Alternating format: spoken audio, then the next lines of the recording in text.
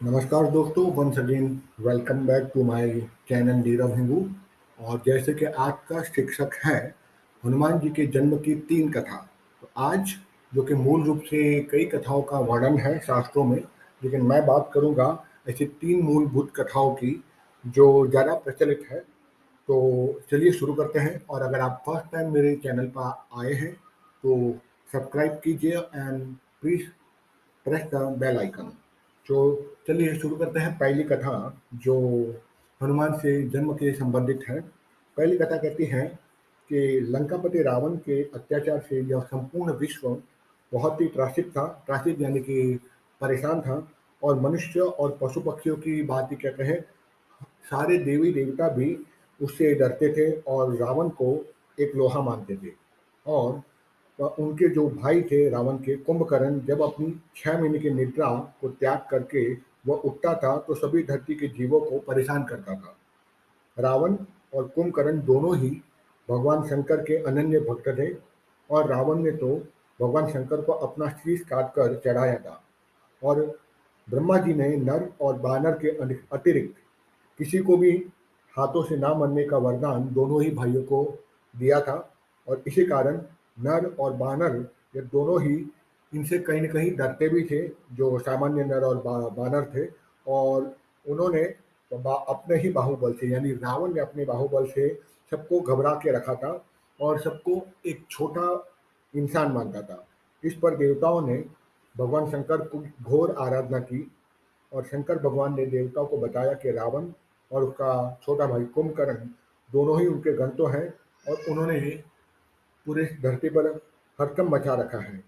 इसके अतिरिक्त रावण और कुंभकर्ण को आप स्वयं अपने गणों को अपने पास बुलाइए।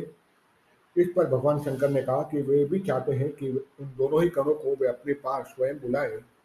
और इसके अतिरिक्त रावण ने कुंभकर्ण के साथ में कई कई देवताओं को, छोटे मोटे देवताओं को, ग्रहों को अपने अनुकूल बनाकर अपने वश में किया था।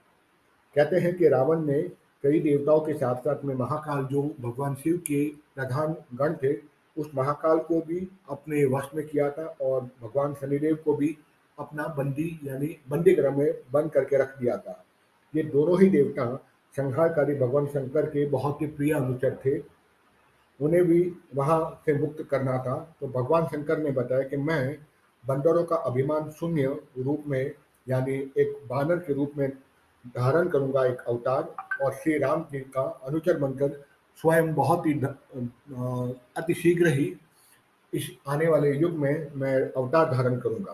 तो इस प्रकार से ये पहली कथा जो देवताओं के अनुरूप और देवताओं के आराधना करने पर भगवान शंकर जब प्रकट हुए थे, तभी उन्होंने इस वरदान के अनुरूप होकर श्री रामचंद्र जी के साथ में अपना अवतरण धारण किया था। दूसरी जो एक कथा है उसके अनुसार कि कौतुकी नगर में नारद के द्वारा साप पाने पर भगवान विष्णु सदा ही चिंतित रहते थे। और रावण के अत्याचार से लपटे यह संपूर्ण आकाश, पाताल और पूरी सृष्टि के प्रत्येक कोने में व्याप्त हो चुकी थी। अतः यह आवश्यक हो गया था कि भगवान विष्णु अपने प्रमुख सहचरों के साथ जन्म लेते और महान अत्याचारियों को मृत्यु के घाट उतारते। शेषासन पर बैठे बैठे भगवान को एक बात सूझी कि भगवान शंकर को भी हमारे साथ चलना चाहिए, नहीं तो रावण को पराजित करना आसान कार्य नहीं होगा। भगवान विष्णु ने सहस्त्रदल वाले रक्त कमल को लेकर भगवान श्री शंकर की आराधना आरंभ कर दी।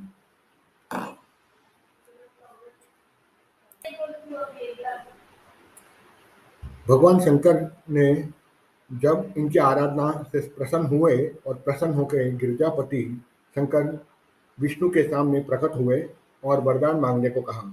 भगवान विष्णु ने कहा, हे प्रभु, हम हमारी आराध्य देव के सामने हैं और आपके द्वारा ही दिया गया ये अमोघ अस्त्र जो सुदर्शन चक्र है, यही हमारी रक्षा करता है। जब आपको भी हमारे साथ पृथ्वी पर अवतरित होना है, क्योंकि बिना आपके कोई भी अस्तित्व संभव नहीं है। और भगवान शंकर ने बताया कि हे प्रभु, मैं तो सदा ही आपका सेवक हूँ और सेवा के लिए तैयार हूँ। यह तो हमारा सौभाग्य की बात होगी कि हम आपके साथ में अवतार धारण करेंगे पृथ्वी के ऊपर। और हमने भी महारानी अंजना को वरदान दिया है कि हम उन्हीं के गर्भ में पुत्र के रूप में जन्म लेंगे। वैसे तो रावण भी हमारा भक्त ही है, किंतु वैभव के रंग में रंजित होकर वह उचित और अनुचित का विवेक शक्ति खो चुका है। इस पर हमने वहाँ धनुष और शिवलिंग अर्थात जो बैद्यनाथ है उसके रूप में अवतरण धारण किया, लेकिन उस धनुष और बैद्यनाथ के रूप में रावण को हमारे निकट आने नहीं दिया गया। तो शीघ्र ही हम आपके साथ में बहुत जल्द इस धरती पर अवतार जरूर धारण करेंगे। ये बात हुई दूसरी कथा की। अब तीसरी जो महत्वपूर्ण कथा जो कहती है कि सत्यपद नगरी के राजा केसरी और उसकी महारानी अंजना को कोई संतान नहीं थी। महारानी जी को बहुत ही चिंता रहती थी, तो उन्होंने अपने पति की आज्ञा को सिर में धारण करके गंधमादन पर्वत पर जाकर भगवान गिरजापति की आराधना यानी शंकर की आराधना शुरू कर दी। बहुत दिनों की घोर तपस्या करने के बाद भगवान लोक कल्याणकारी श्री भूतनाथ जी प्रकट हुए और अंजना से वरदान मांगने को कहा। माँ अंजना ने कहा, हे महादेव, हमें तो आप जैसा ही बलि और अत्यंत तेजस्वी पुत्र चाहिए। भगवान शंकर ने कहा, हे देवी, मैं ही पुत्र के रूप में तुम्हारे गर्भ में अतिशीघ्र उत्पन्न होऊंगा और पृथ्वी पर सत्यानाश करने वाले राक्षसों का मैं नाश करूंगा। ऐसा सुंदर वरदान देकर भगवान महादेव अंतर्ध्यान हो गए और अंजना देवी को अपने राजमहल में लौट आने को उद्देश्य दे दिया। और एक और आगे कथा रहती है कि जालंधर जैसे महाबली राक्षस का संहार करने के लिए भगवान शंकर ने यह आवश्यक समझा कि वे पवनदेव की शक्ति के साथ एक हो जाएं, क्योंकि वह राक्षस बहुत तीव्र गति से आक्रमण करता था और उसकी चपेट से कोई भी बच नहीं सकता था। भगवान आशुतोष के अनुरोध पर पवन देव ने अपनी सभी शक्तियों को एकत्र करके भगवान महादेव के साथ एकाकार कर दिया और उसी वेग के साथ जालंधर राक्षस को मार डाला। उस दुष्ट का संहार करके भगवान शंकर ने पवन को उसकी शक्ति वापस कर दी और उनसे वरदान मांगने को कहा। इस पर पवन देव ने भगवान शंकर से उनकी अविचल भक्ति की मांग की और शंकर ने कहा कि तुम्हारे इस उपकार के बदले मैं तुम्हारे घर शीघ्र ही पुत्र के रूप में उत्पन्न होकर विश्व में प्रसिद्ध अवतार धारण करूंगा। तो दोस्तों, ये बात हुई थी भगवान हनुमान जी की ये 3 और 4 प्रसिद्ध कथा के रूप में। आशा रखता हूँ इस विशेष ज्ञान के साथ आपको हर्ष प्राप्त हुआ होगा और फिर मिलता हूँ आपको एक और रोचक कथा कथा के साथ हनुमान जी या रामचंद्र जी के साथ में, और मिलते हैं अगले एपिसोड में। तब तक के लिए धन्यवाद। जय हिंद।